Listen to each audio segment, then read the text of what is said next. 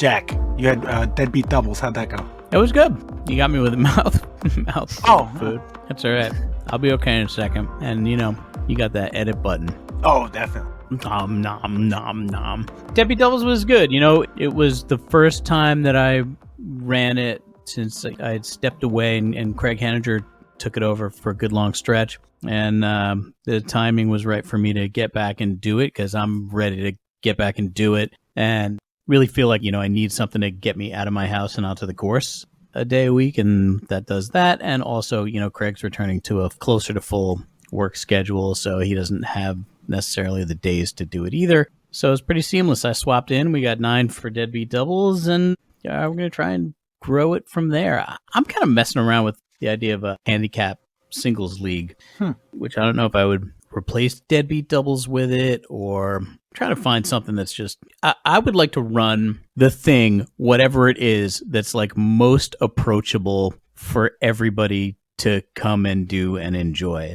The handicap leagues intrigue me. Beyond that, I got up to FDR to take a look at Bill Newman's Ace Place, which is coming along beautifully. Pretty much all the fairways are cut, and he and Ryan Korzakowski actually were out there with a power auger today digging all 9 holes for the baskets, which we're going to start cementing in sleeves, I think, tomorrow. And nice. So that's going to be pretty playable pretty soon. What about you, Jason? How was your week? Pretty uneventful. Last week I had some minor surgery, so I've been recovering from that. I don't think I played any disc golf until yesterday. I played a few holes with my brother behind my house at the hatchery. It was nice weather. How'd you feel? I mean, you were okay after? Yeah, I mean, my game sucked, but I felt good.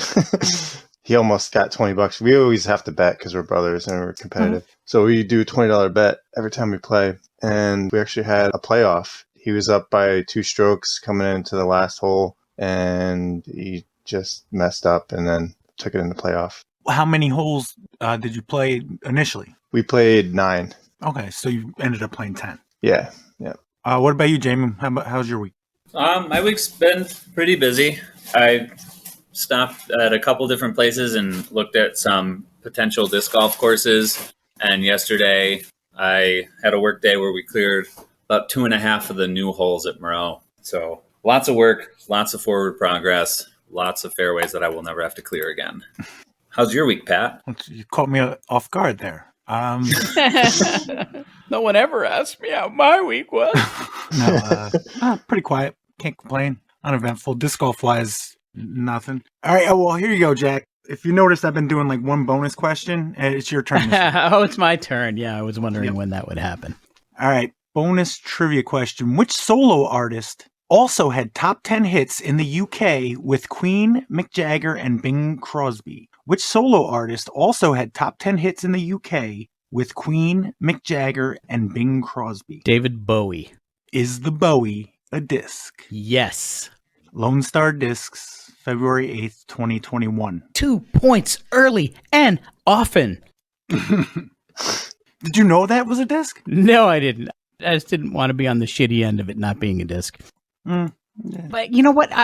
I feel like I've heard it, though. Like, I feel like I've had to reconcile it before for some reason. If it was trivia or it just came across my plate someplace else, I feel like I've had to try and figure out what the hell they were talking about. Like, is that like a Bowie knife? That makes sense, I guess. Those were thrown, right? Because they were big ones. I feel like I've done this math before trying to figure out why the Bowie is a disc. That was the last music question. That's why you got it as a bonus. Okay, one of the things I wanted to go over was the picks. You want to go over the weekly picks or the other? I've kind of written off the other ones, but we can go over them. I think last week I just gave the leaderboard. Yeah, check the co-host league. Yeah, I mean, after yesterday's event, my team's horrible. Eagle walked off mid-round because of a shoulder injury.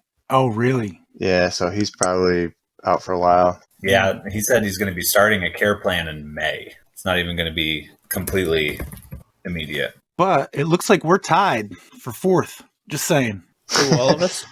No, Jason, I'm sorry. Jason and I are tied for 4th, so it just sounds better than 5th. That's all I'm saying. Yeah. Well, I'm running out of players, Pat. So my top player, Eagle's out, and my second player, Adam Hammis, is like just not playing well this season. But didn't Jack have Alden Harris? Yeah, he did. He did well yesterday. His alternate got 6th. Oh yeah, that's my Adam Harris pick, right? Yeah, he was on the lead card pretty much most of the event. Yeah, he did very well. And you got Paul Macbeth. How did you only get 5th? How did I go 5-0? Wow. Nice job, Pat. You got Simon, Matty O, and Kevin Jones. Those are some pretty good picks. Man, I went 0-5. I'm so mad at that. I have Calvin Heimberg on my fucking team. Ugh. I guess my season is complete. I beat Ryan 1 week, so that's all I needed to do. Yeah, good job. Do you want any of my players? Kenji's doing well, too. Mm. He's on the top half of every event so far. Overall place, that's not even that huge a gap between him and Kenji. What's the next qualifier? Is it points? I think wins losses is the first qualifier, and then overall place. If we finish today, I would be 5th, but I'm taking the tie. If they break them, I'm not even sure if they break it. That's true. PDGA rules anything after first, they don't really care. But of course, if we were tied and I had the lower number, I would say, yeah, it counts. You know. I mean, there's just so much on the line. Oh yeah. Oh, and we were talking about prizes. You know what? I was just thinking that might be cool. We could put together a Hudson Valley Disc Golf Podcast mystery box where each of the regulars put something of value in the box Oh, man. and send that out to the winner. That's actually pretty cool. I love that idea. Yeah, that's for overall winner. Yeah, overall winner. Okay. It's overall winner who's, not us. Oh, I got you. Listener winner. Can open up the weekly picks. Yeah, so I guess I'll just go through the current Hudson Valley Disc Golf Podcast co-host draft league. Staying in first, we have HVDGP Ryan with overall place of 490. Followed behind him is Kenji Klein, 678. And then, actually, I should be going by wins and losses. So Ryan has 19 wins and 1 loss. Kenji has. Who was that one loss to? Was that you? It was to me, I think. Yeah. I have 1 5-0 week. Oh, so that's not updated. This is still Yeah. pending. This week It's still isn't on there pending. yet. Oh, so Pat, you're going to blow by me then. Well. Because you're going to be. Oh yeah. Oh, because those 5 wins aren't included in there. Ooh. All right. I mean, yeah. What am I sitting at? I'm at 2 and 3. Okay. So from the top, Ryan has. I'm not going to do it because it's going to change, but I'll say there's going to be some movement on the board. Pat's going to pass me. Yeah. Overall place though, that just means what the total combined that their players scored or whatever. Yeah, I think that's what that is. Actually, you're going to pass Jamin too. Nope. Yep, I'm 10 and 15 now. Nope. 11 and 14. And Pat will be 11 and 14. Yeah. All right. Looking for that 500. But with 5 games like that, for a while, it could be dramatic swings. Yep. I got to change my roster. Who's available out there? I just picked up Anthony Barella again. I dropped him for fish for a few weeks and nobody noticed. All right. Sorry, Eagle. Anybody wants Eagle, you can have him. Just do it before Friday, before Ryan hears, please. He's going to find a way to make this work. Who's the other person? I just made 2 trades. Oh, I took Nathan Queen and put him on the bench. He started off the year really strong and then kind of has fizzled out the last few weeks. Pick up Aaron Gossage. All right, Eagles out there if you guys want them. Man, I have so many 10, 20 rated players. How you liking your team, Jack? I love it. They're great people, and I look up to each and every one as a disc golfer and as a person. They're all involved in disc golf and miscellaneous charitable contributions to the sport, and well liked by their mothers. Damn. Well said. Yeah, thanks. Wow. I didn't understand that we needed to be contacting these people's parents when we were recruiting them. Sometimes, let me tell you something. I once had to call Christian Blaney's mom to come and get him. It's not out of the question. You don't know when disc golf is going to go wrong. I'm more surprised when my disc golf goes right. Yeah, that almost sent iced tea up my nose. So I have a question for you guys. I'm going to leave all the names out of this so everybody remains anonymous, but Boo. Go on. fine, I won't. Jack Bradley was running a tournament on Saturday. And Jack Bradley and Wedge, I'm just kidding. I'm cool with it. On Friday around 11 o'clock in the morning, I got the caddy book and the players meeting and all that kind of stuff. And it mentioned that we were playing 20 holes, which up until that point had not been mentioned anywhere at any time. Roger that. Not in the about section of the tournament. Nope. They said we might be playing the short layout for one round and the long layout for the other round. But Friday before the tournament, layout change. Layout change. 2 new temporary holes. Neither of them were actual holes. I had played the course the day before, and they were not marked. There was no indication that they were there. And even if they were marked, I wouldn't have known to be looking for them anyways. Sure. One of them involved having a completely new basket out there. And I was pretty mad about it. I dropped out of the tournament and let them know that, hey, that's not an okay thing to do. And there's some of them did, but they didn't feel like they did anything wrong. They felt pretty justified in doing that. Yeah. But I don't think that that's a way that tournaments should be run. Yeah, so let's get some qualifying questions in there. Okay. Do you think that they did it so they could add 2 more cards? Is that the reason? I got conflicting information on this. One person I talked to said no, and then another person I talked to said yes. Yeah, I'm not saying that's okay in any way, shape, or form. Yeah. You know how I feel about this. Kenji's going to say the same thing. When I signed up for the tournament, there were 72 spots available, and a few days before registration closed, there were 80 spots available. Sure, because they added 2 temporary holes because 8 people couldn't get on the button fast enough. Well, yeah, and one of the other reasonings that they had was that 2 of the holes on the course were a very difficult walk for starting holes. Oh, for fuck. Right, and so what? This fills that in somehow? Yeah, Is these that right? 2 holes were closer to Tournament Central. I typed out this big long paragraph about Mighty Gaw and then deleted it because it was inconsequential. Yeah. I mean, the best quote that I ever got on this was from John Houck, and it's all you need to ever hear on the matter is, I'd rather have a long walk than a bad hole. Yeah, 100%. And it's not close, Yeah. like, gee, bad hole, long walk. Yeah, how long does it take to do that? They math? added these 2 more convenient to get to holes, but didn't they fill the other 2 more difficult to get to anyway? Well, If there right. was 80 Yeah. people? Yeah. Right. So it doesn't hold a lot of water. No. I felt that it was, just a frustrating situation. It's frustrating that it was mentioned after the point where they could, if I dropped out of the tournament, withhold my refund. Yeah, sure. They didn't do that, but it made me think twice about saying anything about it. Yeah, now that would be an interesting exercise if they didn't, because the PDGA, rules are clear, or guidelines. They're not rules, they're guidelines as to when and how much refund you should offer, depending on when a registrant pulls out. Up to a certain period of time, PDGA feels that they're entitled to X percentage back, and that diminishes the closer you get to game time. But the PDGA does not account for the tournament director changing the event, and probably it should, because the rules are designed to keep TDs empowered, keep them from eating players' packs that they've paid for, keep them from eating fees that they've paid, keep them from eating insurance fees, unrecuperable fees. But essentially, when they advertise one product but offer you a different product, there should be an allowance for that, because the fact is that could have been an issue for the TD. And I mean, you're absolutely right. Super unfortunate. Sorry it happened to you. It shouldn't happen. Everyone should know that shouldn't happen. And I don't know. How do you fix it? Was it PDGA rated? This was a PDGA C tier. Yeah. Oh, yeah, then no. Yeah. I'm just thinking if it was like just a fun thing, but no. And that's another thing, is that the more holes that you add to a tournament, it messes with the ratings. Yeah, I was just pretty frustrated.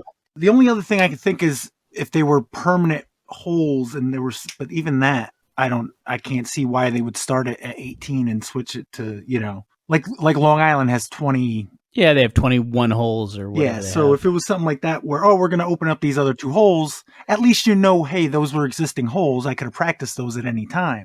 Right. Yeah. And furthermore, like when they list the tournament, they could say, as of right now, we're selling to 18 holes and reserve the right to blow it up to the 21 holes or whatever. There's 2 problems here. One is that was a mistake.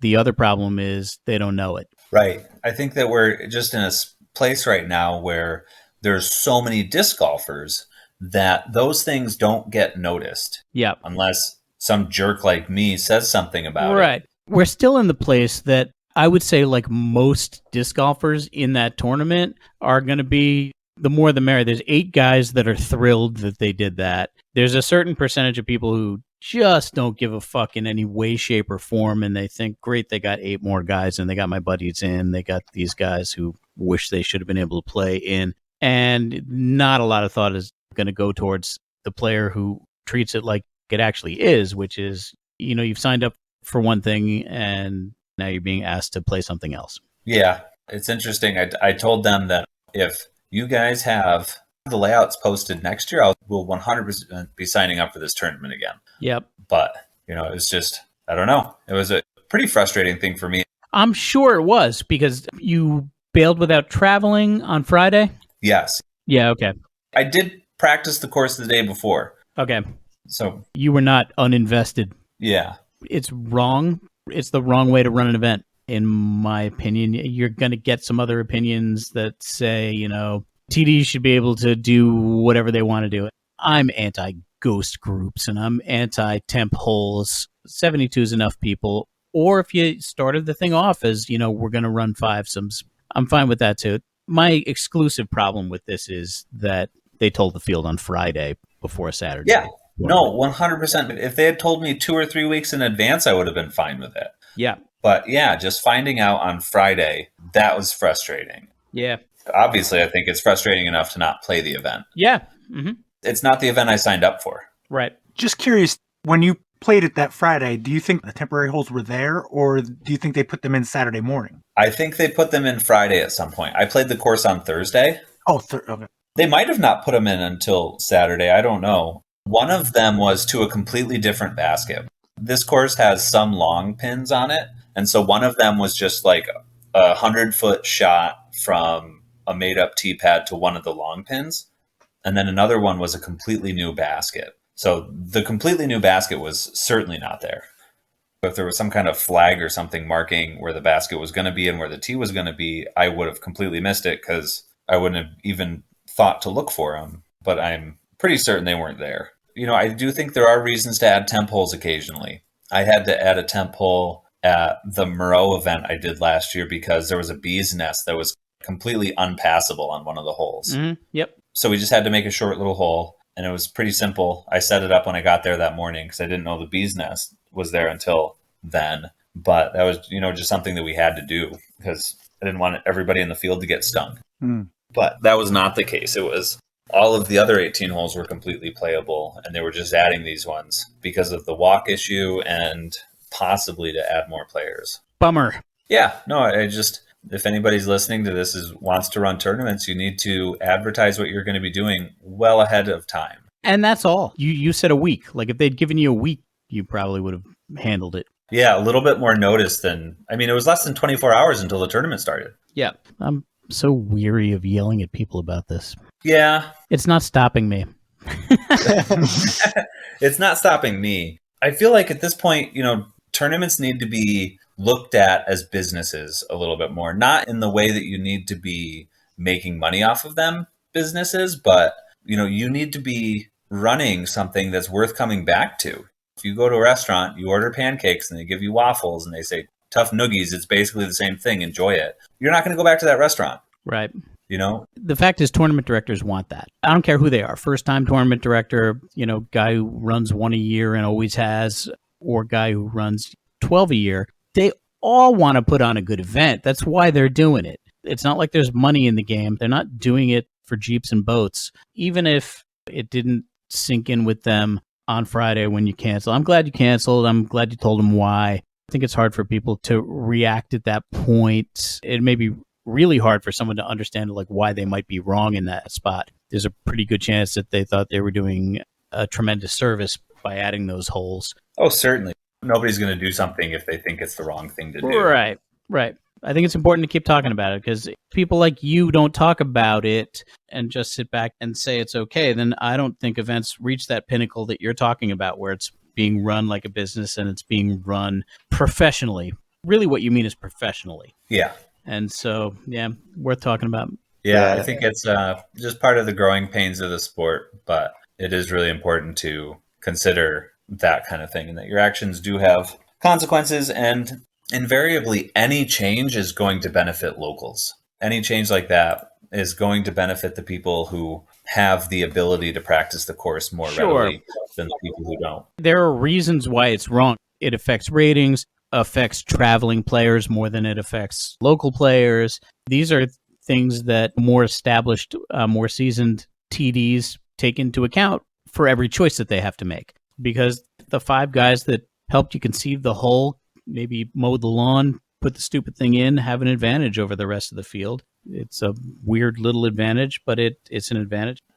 Yeah, and I'll say as a TD, pretty much any event I've ever been a part of, I've felt some kind of pressure from somebody that either didn't get in or they want to change something on a layout or a hole. Possibly every tournament I've run, I've had somebody come up and say, "Oh, you should do this or that." And it's easy to feel pressure and feel like, you're doing something wrong because somebody keeps telling you to do it a different way. But what I've learned, the best way to handle it is just make notes and plan for next year. Don't make any changes this year and just be like, all right, next year I'm going to consider doing this and this. And that's the yeah. thing that you can say.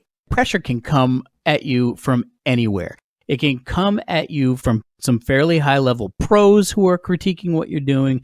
It can come at you from course volunteers who maybe didn't get spots that they wanted. It can come at you from your friends. And as a TD, you feel it. And so it is not surprising to me when a TD who had one plan then buckles to the pressure that gets poured on them. I'm sure that every tournament that's ever been ran, there's those pressures. One of the things that I realized pretty early on that helps me kind of let a lot of those pressures go a little bit is that every single person who ever has a suggestion is suggesting something that will benefit them. Sure.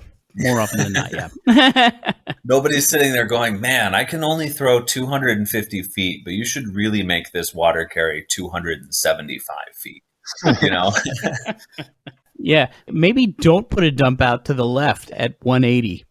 Yeah. So I have a very small window into any of these situations. So I'm sure that I'm missing a whole lot of very important things that happened, but that's just how I saw it. And no, that's your experience.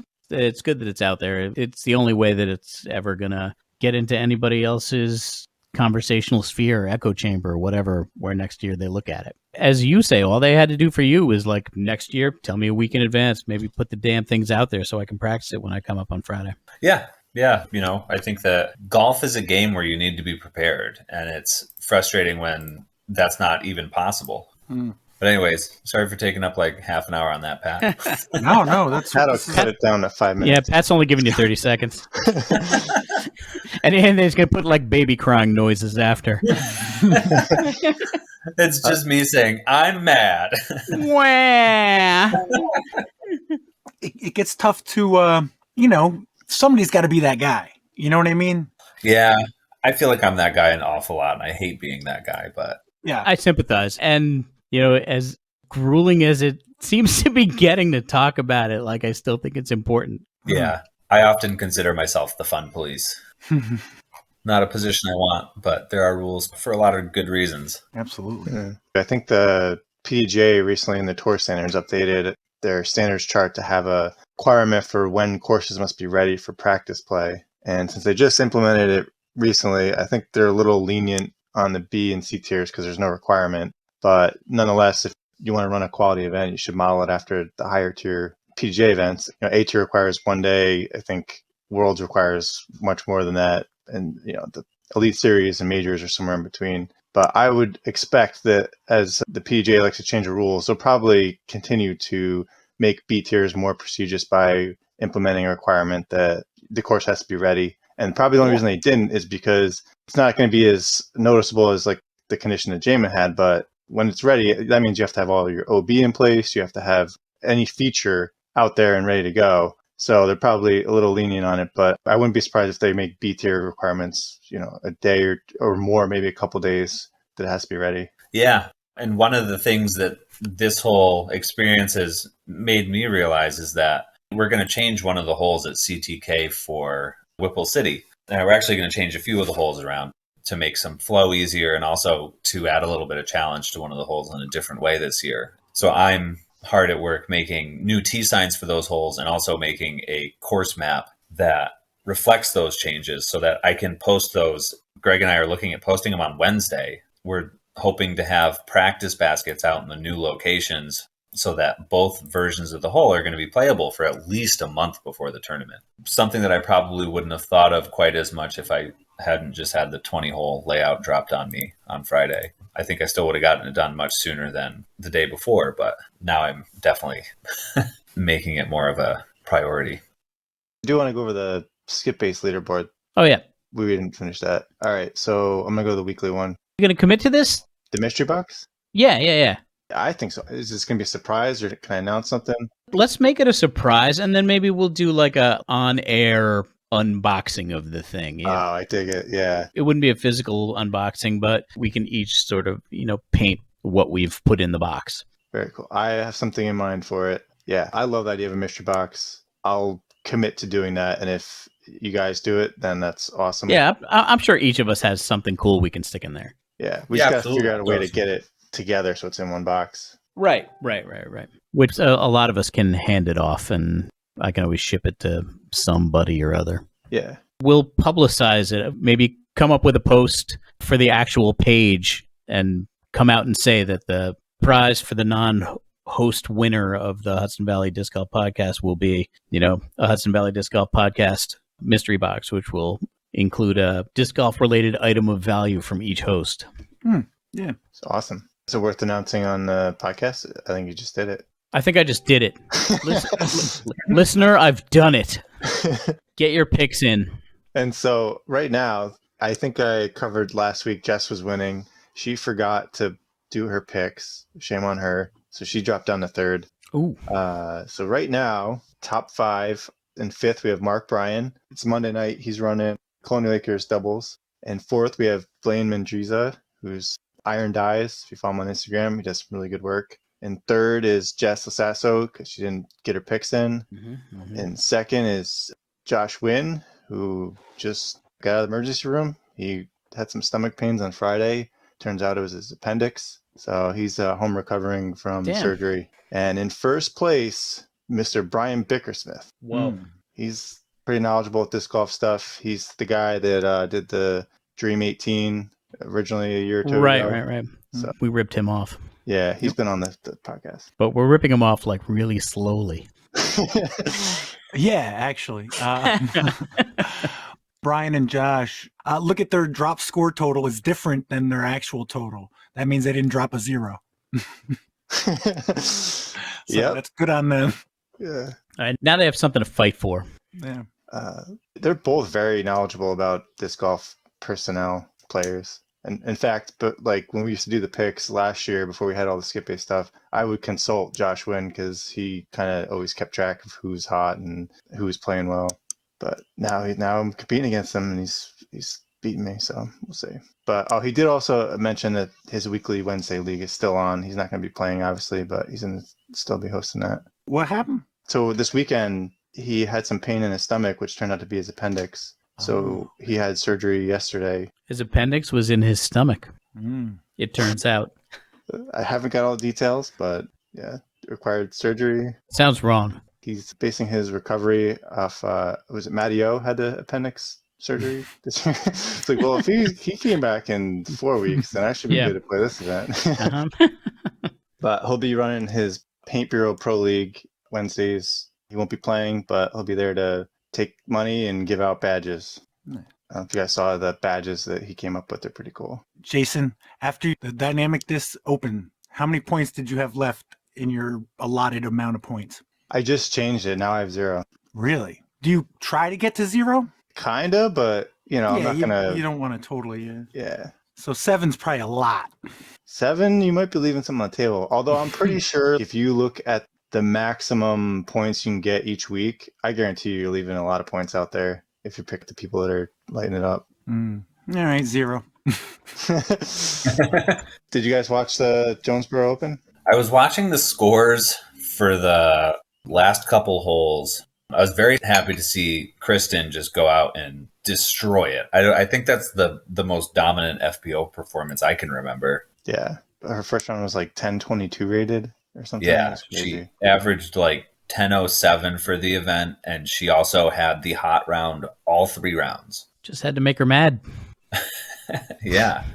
Did you guys see the post Paul Macbeth put out about his performance Yeah. at the end I did see that. with the T-pad? Oh, I heard about it. So I guess this is a spoiler. There was a playoff between Calvin Heimberg and Paul Macbeth. Was it hole 18 or hole 1 they started at? 1. 1, okay. So Paul Macbeth started, and he had a very errant shot, went into the brush, and then Calvin Heimberg absolutely parked his drive and took the win. When Paul Macbeth kind of did his Instagram post about the event, he mentioned that the tee pad kind of gave out or crumpled up. There's a turf tee pad underneath his foot, and it's kind of an odd thing to say, but looking at the footage, I mean, there's definitely some validity to it. But yeah, it's kind of a weird situation. Yep. Yeah, judging by the footage, I don't think he's making excuses, but when he says it 100% sounds like one. Yeah, I don't know. You got to test the tee. You got to test where you're going to put your feet, right? I mean, don't you? The shot is really long, so, if it gave out, it might have been fine. I don't think Paul throws shots without throwing a run-up. That's what I'm saying. Of course, I'm not looking at any of this. I'm not looking at the tee buckle, and I didn't see the shot, without the run-up either. Yeah. So my thing with it is, and I've been going back and forth on it because I have thought about it a little bit. It's definitely unfortunate. Calvin had to play from the same tee pad, Right. but I don't know. I think Paul went first because he had the better second round. So Calvin did have a little bit of an advantage. Right. He got to see Paul throw from the tee. Well, and he got the post crunched. It's already been crunched. Right. Right. There's not really a good way to solve it. The only way that they could have done anything differently was if there was concrete tees. Right. Yeah, so, I mean, concrete's going to be stable. So are pavers, turf. It's either bolted up to wood or it sits on some kind of aggregate, and what's under it is mystery meat. Right. It opens up the window for designing tee pads that make sense to the hole they're on. Yeah. Hole 1 is a 470-foot par 3. So you can just expect the hardest throws on that hole all day. People are going to use their biggest run-up. They're going to brace hard. I don't know, man. Turf, to me, it's half built to wear out. I recognize well done and in perfect shape. It's one of the best throwing surfaces. But from a course maintenance perspective, I'm so scared of using them because I feel like it's going to be constant maintenance to keep them in the shape that you'd want them. Yeah, I think there's just so many different surfaces, so many different types of turf that it's really hard. Yeah.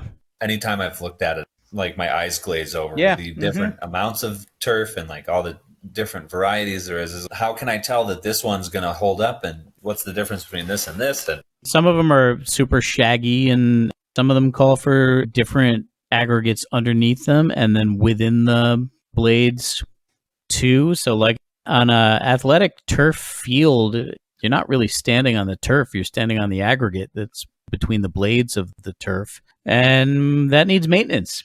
Yep. Pain in the ass. Everything sucks today, Jammin. everything's bad. I don't know. That's just a freak thing. Yeah. I'm convinced Calvin would have won either way, though. I think so. Yeah. I mean, he parked the hole, and even if Paul got that, I think Calvin would have got the next one. I think Calvin's been overdue for a win. If you just look at his record this year and last year, I mean, he's got second and third countless times. Oh, he yeah. just deserved to win finally. Yeah. Calvin also had to make his shot off of a tee pad that now he didn't trust at all. Right. Yep. It's disc golf. Yep. I'll tell you that. It's disc golf. Yeah. I don't think Paul would have posted that he was angry at a wind bounce if he got a bad wind bounce and Calvin didn't. Yep. But no, I do think he has a leg to stand on this complaint, but I don't think there's anything that can be done to make it better next time. In this sport right now, there are going to be places where the surface is going to fail you, even the engineered surface. Yep. Yeah, problems those damn volunteers spending all their time putting in tee pads. Damn. Right. Yeah. I mean, maybe next time his shoe will blow out. That would work out better for me and my volunteers. Well, I mean, the same thing happens in the middle of the field. Nobody thinks a second about it, right? There is definitely more expectation of stability on the tee pad, right? Yes. You're looking for a perfect launch pad. Even a paver surface, I'm looking before I throw to see like what paver may have lipped up a little bit or what paver may have sunk or bordered with a wood frame. Is the wood frame above it, below it? What are you going to do? It's an imperfect world. Screws fall out all the time. Yep. I just posted a link to the video if you want to watch it. Yeah, we'll take a look at It it. doesn't show his foot for very long, but What's Bill Newman's course, Ace Place? Yeah, that's right. Are there tees planned? There will be tees. I think the plan in the short term is to live with it a little bit. And that's all shorter holes, right? Yeah, putter course. Cool. Really, for anybody who's thrown a course a couple times, I think it's almost exclusively putter appropriate. I'm sure there'll be some old guys complaining that they want to throw their rock or their buzz on the course. But I would say that for myself, I think I'm only going to bag a putter.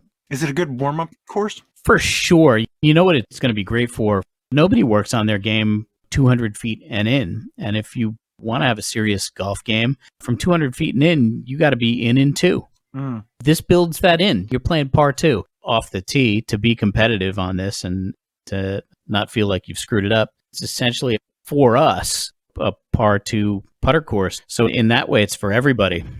Where is the course in relation to the main course? Some people will know what I'm talking about and some people won't. The parking lot that we park in now at FDR is parking lot 1, right off the Taconic. So if you came into the park off of the Taconic and you bypassed parking lot 1 and kept going, the Ace Place will be served from parking lot 4. So it is simply the 4th parking lot that you come to. There happens to be a pretty substantial pavilion. It's actually the newest pavilion that's been built at FDR. It's also served by parking lot 4. But to give you an idea, if you were playing hole 14 and left hole 14 to go to the bathrooms that are behind it and continued walking, you would eventually see that shelter that I'm talking about in parking lot 4. There's sort of a field there. So again, if you left hole 14 and walked to the bathrooms that are behind it, there's a field, and the Ace Place is in the woods that is across from that field. Okay. Kind of get a picture where it is now. It's a small piece of real estate, and it's tight, and that's why we're saying it is a putter-only course. I'm not sure there's a hole that's 200 feet in there. I think that, like 150 is probably closer to the norm. I don't actually have it mapped out myself. I wasn't involved in the design. Steve Brinster came out and plotted it. Awesome. I think it's going to be fun and cool. It's certainly going to be a good place to teach the game to new players. I think it's going to be a resource. If nothing else, ideally, it should keep some brand new players that maybe don't belong out on the regular course yet, where they're safe and other people are safe from their new errant shots. This course will never be punitive in the way that the rec tees for the front nine at FDR are, which will frankly make that a really good natural graduation from this course to that course.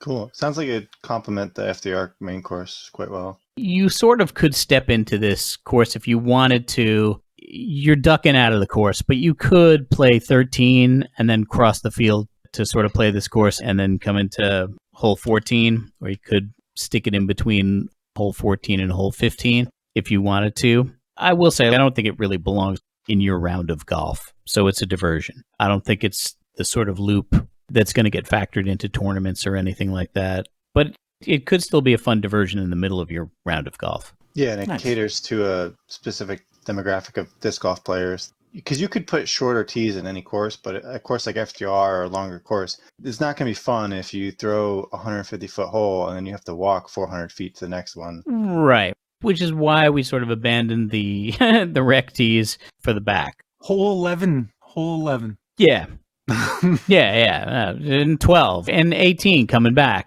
All right. So we got 3 categories. We got transportation, mythical creatures, and military. Jack, you're up first. You're up first, and you got 2 points. Sweet. Mythical creatures and military, and what was the other? Transportation. I guess I'm going to go transportation. What watercraft, which Kawasaki began selling in 1973, was invented by Clayton Jacobson? What watercraft, which Kawasaki began selling in 1973, was invented by Clayton Jacobson? The jet ski. Is the jet ski a disc? No, it is not. Albatross Disc Golf, Fucking August hell! 20th, 2021. All right, you still got 3 points there. All right. Jet ski. thinking about maybe throwing my jet ski. Angry. Jamin, what do you got? One of them was military, right? Yeah, military, mythical creatures, and transportation. I'll go with military. Sunk 2 weeks ago under a shroud of mystery, the Moskva is what type of ship used by the commanding officer of a group of naval ships? It's horrible. Sunk This 2 is weeks ago horrible. under a shroud of mystery, the Moskva is what type of ship used by the commanding officer of a group of naval ships? Is it a destroyer? Or is Jason? it wait. Oh. Go. Okay. Wait. I don't know enough about ships because the one that was sunk 2 weeks ago, that's the flagship of the Russian Navy in the Black Sea, but I don't know if I don't know.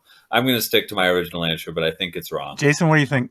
Can you say the question one more time? Sunk 2 weeks ago under a shroud of mystery, the Moskva is what type of ship used by the commanding officer of a group of naval ships? Battleship. Jack? And Jamin said destroyer, right? Mhm. I'm with Jamin. Oh, this could be right now. Is it? I say it's a submarine. No, Fight me. I think I said the right answer. Jamin had it with flagship. Oh, flagship. Yeah. That's a kind of ship, is that right? Whatever the commanding officer ship yes. is using Yeah, no, right. Oh, Yeah. is the flagship. Yeah. I'm going to argue that it's a submarine. It could have been. I mean, it is now. No, I believe the term now is reef. Yeah. You're right. All right. That was Jamin. So, Jason, what category would you like? Let's go transportation. As a car, what constellation with more than a dozen stars was the best-selling sedan for much of the 1990s and had a 5-star front crash test rating? As a car, what constellation with more than a dozen stars was the best-selling sedan for much of the 1990s and had a 5-star front crash test rating? Constellations. Scion? Obviously, the Volvo E90. Wait, is it a make or model? It's a model, you said, right? He said it was a sedan. Sedan. So it's got to be a model. That's model, yeah. So it's not Scion. Give me about 10 seconds. I'm going to go Corolla. Jack, I'm going to go Taurus. Oh. is the Taurus a disc? Yes, it is. Millennium Golf Discs, June 26, 2017. All right, your regular question. What do you want? These are all bad. It's all bad. I think I have to go transportation. On April 11th, 1912, from a pier in Queenstown, Ireland, Francis Brown took one of the last known photos of what? On April 11th, 1912, from a pier in Queenstown, Ireland, Francis Brown took one of the last known photos of what? The Titanic. Is the Titanic a disc? Yes. DGA, February 24th, Yeah. 2011. All right. Do you guys want to be the J-Men now? Worth a shot. We'd still be down 7 points, right? Yeah. Yeah, I wouldn't change anything. Yeah, we're just going to add our points. That way we get 2 guesses. So Actually, yeah, there you go. So, Jamin, what do you got? I'll go with military again. This worked out well last time. What ship accessory is firmly set in the Marine Corps emblem? What ship accessory is firmly set in the Marine Corps emblem? An anchor? Is the anchor a disc? Yes. Latitude 64, December 7th, 2016. I keep clicking my pen. On the board. Jason? mythical creatures. In Greek mythology, Oedipus solved the riddle of what creature that guarded the city of Thebes. In Greek mythology, Oedipus solved the riddle of what creature that guarded the city of Thebes. I think 10th grade English. Is that the 3-headed dog? Can't think of his name. Sirius? Or... I think I know who you're talking about, and I think you're close enough. Do you want that to be your final answer? We would take it if it was. That's all I can think of. All right. No, that's not correct, but I know who you're talking about. Cerberus or whatever his name is. Yeah, he's guarding Hades. So that was your regular guess, right? So, Jack. The Sphinx. Is the Sphinx a disc? Yes. I'm sorry, is it yes or no? Yeah, sure. Yes. I'm going to throw my Sphinx. Infinite Discs, March 29th, 2018. I cannot lose. All right. You're up again, right? Am I? And I got to pick a category. Is that right? Yeah, that's what I was... Yeah, just give him 2 points. Let's go. I'll take the 2. And yes, it's a disc. Is there still transportation? One more. I'll take. As the wind in Ohio was unsuitable for their experiments, the Wright brothers chose the banks near what village in North Carolina to make history? As the wind in Ohio was unsuitable for their experiments, the Wright brothers chose the banks near what village in North Carolina to make history? Kitty Hawk. Is the Kitty Hawk a disc? Yes. DGA, January 1st, 1982. Does anybody know, does DGA actually make discs? Discraft makes Discraft. it. Yeah, right. Okay. In the same way that Discraft doesn't make baskets. All right, Jamin, military, mythical creatures. I'm going to stick to military. In 1954, Russian words meaning Committee for State Security got shortened to what letters for an agency? In 1954, Russian words meaning Committee for State Security got shortened to what letters for an agency? Oh boy. I have no idea. You're locked up. Think about it. I am thinking about it, but I'm thinking about it too hard. Think about it harder. CIA. What do you think, Jason? KBG? KGB? Which one of those would you like? KGB. Because I'll take the latter. Now I'm like...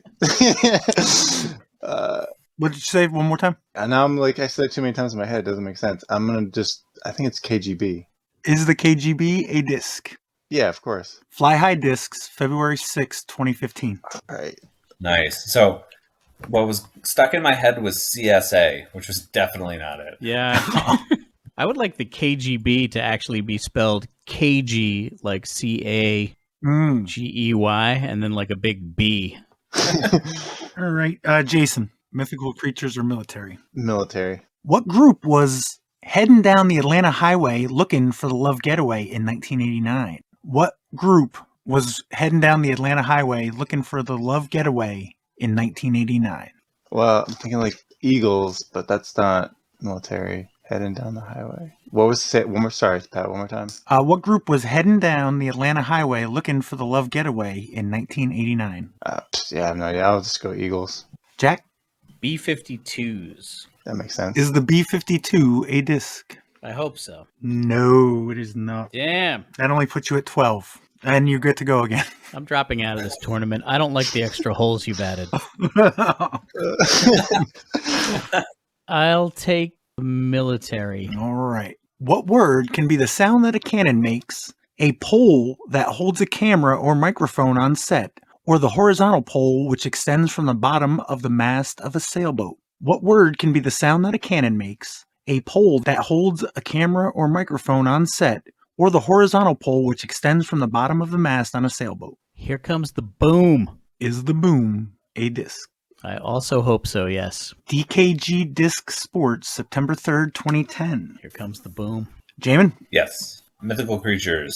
All right. What kind of monster was Polyphemus who ate several members of Odysseus' crew in Homer's Odyssey? What kind of monster was Polyphemus who eats several of members of Odysseus' crew in Homer's Odyssey? A Cyclops? Is the Cyclops a disc? Hell I yeah. knew that one. I'm going to say yes. Unfortunately, no. Oh, come on. I got to throw some Come no's on, in disc there. manufacturers. Yeah, get out there and get busy. All right. Jason, What's left? I got, let's see here, mythical creatures or military? Let's go mythical creatures. What 1991 hit features a recitation of the 18th century children's prayer, Now I Lay Me Down to Sleep, during the bridge? What 1991 hit features a recitation of the 18th century children's prayer, Now I Lay Me Down to Sleep, during the bridge? Mythical creature. 90. I drawn blank. 91. I was 6 or 7. All right, so well past the age of reason. Mythical creature. Man, I feel like this is something I should know. In about 15 seconds. Unicorn. Jack? Read it to me again. What 1991 hit features a recitation of the 18th century children's prayer, Now I Lay Me Down to Sleep, during the bridge? I do not know. Jamin? What's the category? Mythical creatures. I'm just going to say Sandman. Enter Sandman. Enter Sandman. Yeah, is the Sandman a disc? Oh, no. You are correct. I feel like on a future Friday, Kenji is sitting and yelling at his radio. Absolutely. And he's jumping up and down on his couch. Definitely. Jumping up and down on his couch. Oh, Ryan's all mad at us. Isn't he supposed to be working? And now breaking news that will be old by the time you hear it.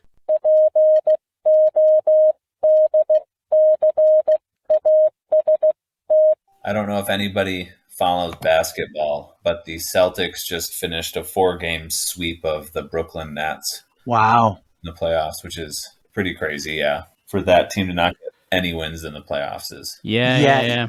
And Ben Simmons never played, right? I don't know if you're following the NBA. I used to follow it pretty religiously. I was a Knicks fan in the Patrick Riley, Jeff Van Gundy years. So do you know, does that speak to the dominance of the Celtics or the Nets just a bad speaks contender? to the absolute disarray of the Brooklyn Nets. I mean, Yeah. they've got Kyrie Irving and Kevin Durant and couldn't win a single game. Yep. Their last game, Kyrie Irving said that he just doesn't think that the team has had enough time to gel, Yeah.